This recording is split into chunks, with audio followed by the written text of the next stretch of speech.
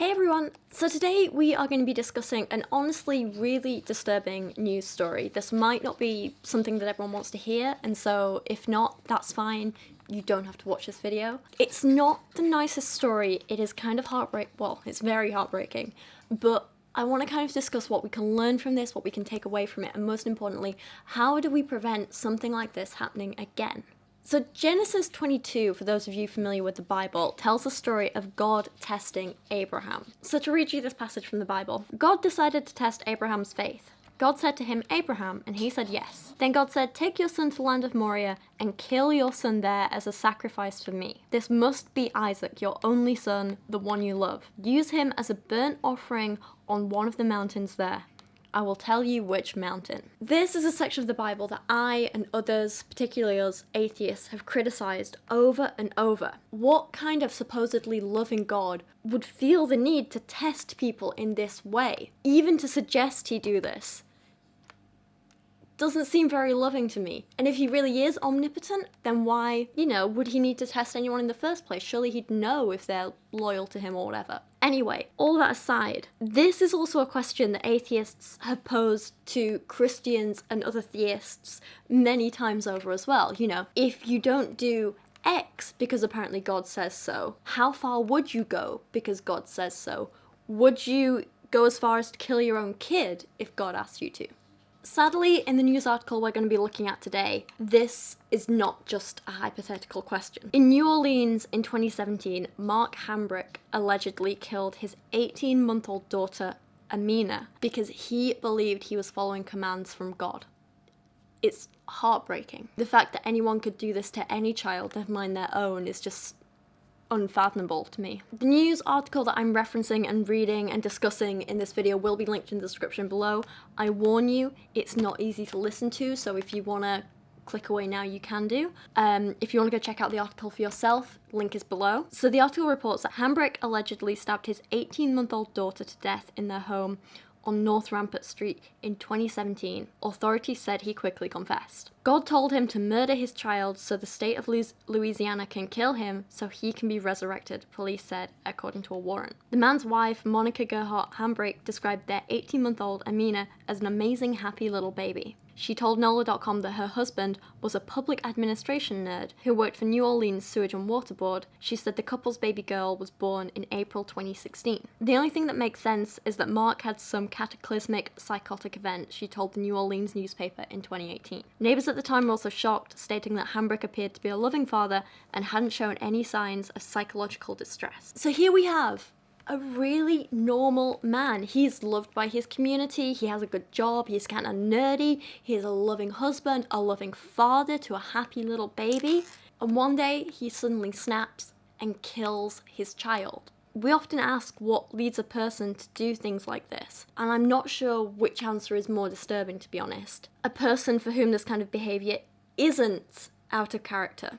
Someone who maybe has some kind of personality disorder or get some kind of pleasure out of hurting others. Is that more disturbing? Or is it more disturbing if we think of it as a person just changing in an instant? A person who's shown no warning signs, no suggestion that they're going to do this before. And then in an instant, they change because of some kind of mental illness and ruin their own life, they ruin other people's lives, and in this case also take a completely innocent life as well. Yeah, I don't know what scares me more. People who are aware of these personality disorders and live with them and it's a pattern with them, or people who don't have them but then change in an instant. I don't know. I mean, with sociopaths and psychopaths and people who lack empathy and have personality disorders and stuff like this, it is worrying, it is kind of scary, but at least there are usually warning signs or things you can look out for or things you can be aware of. With something like this, it seems like none of those warning signs were there. It wasn't some kind of personality disorder.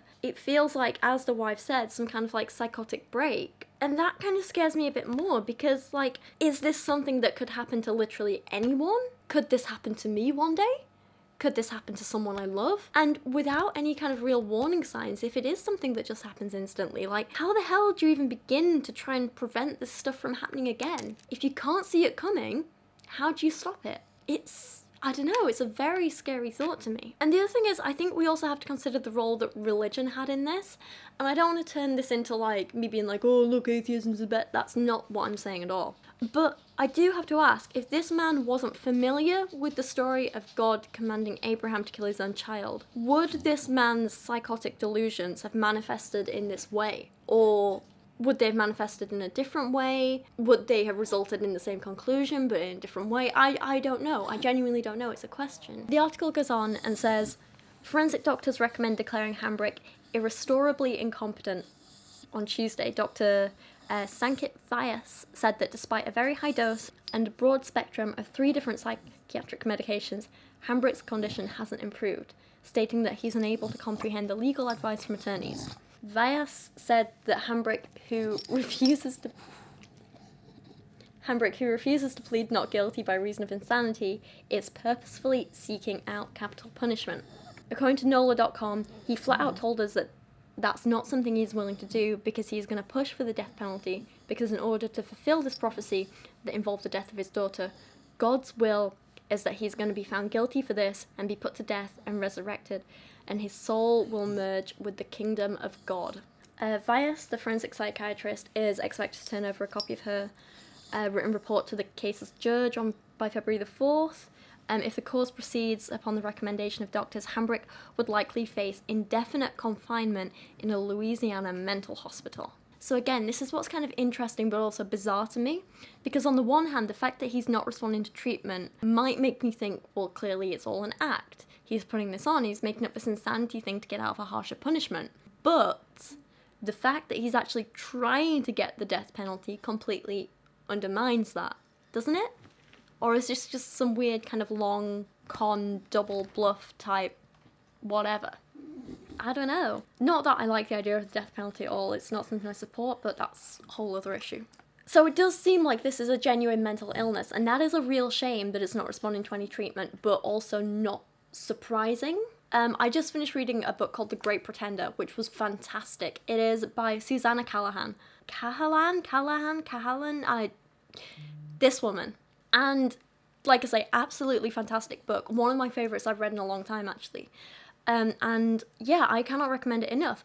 It looks in depth at a study done by Rosenhan in the 70s, in which, to give you the summary from the book, 8 sane, normal, well-adjusted members of society went undercover into asylums around America to test the legitimacy of psychiatry's labels. Forced to remain inside until they'd proven themselves sane, all 8 emerged with alarming diagnoses and even more troubling stories of their treatment.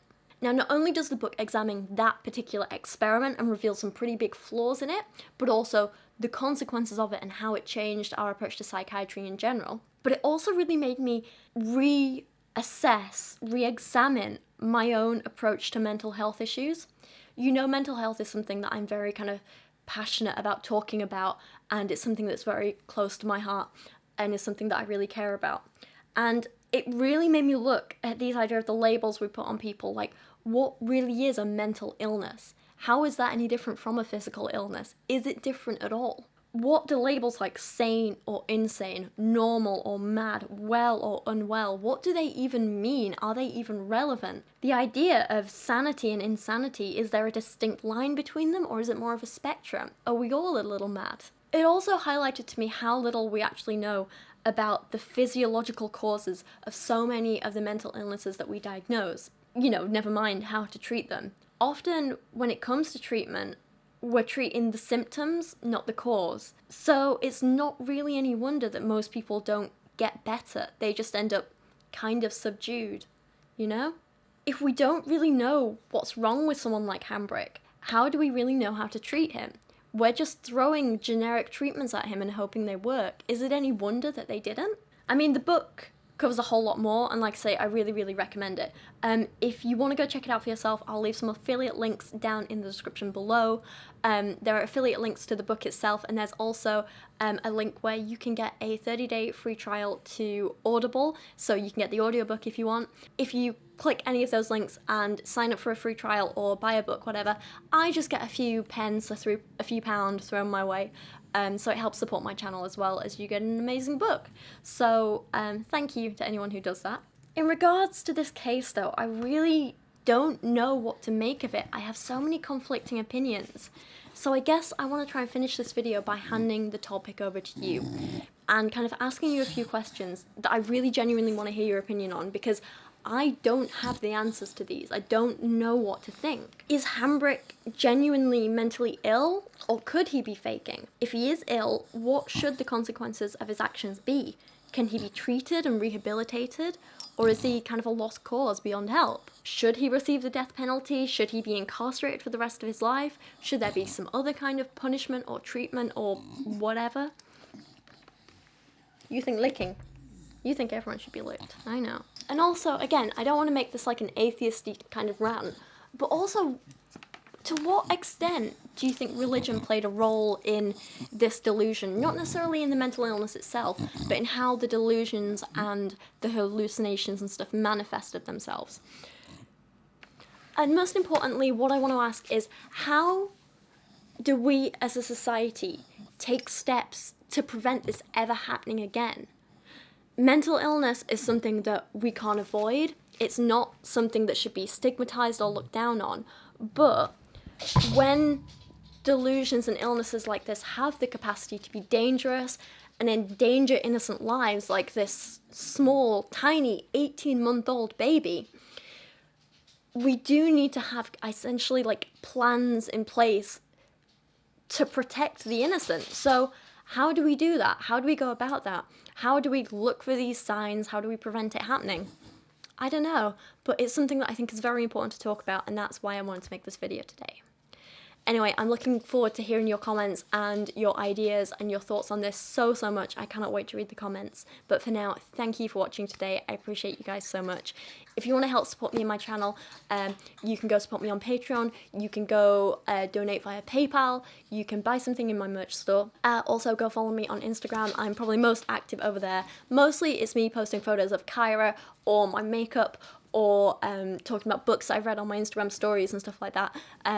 I hope it's kind of interesting, but it'd be great to see you over there. But for now, thank you for watching today. Hopefully I'll see you guys again soon. And have a great rest of your day. Good girl.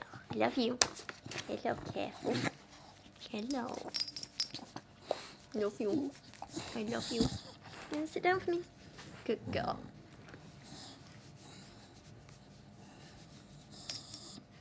And also, again, oh, careful, are you okay? Oh, slipping off my leg, baby.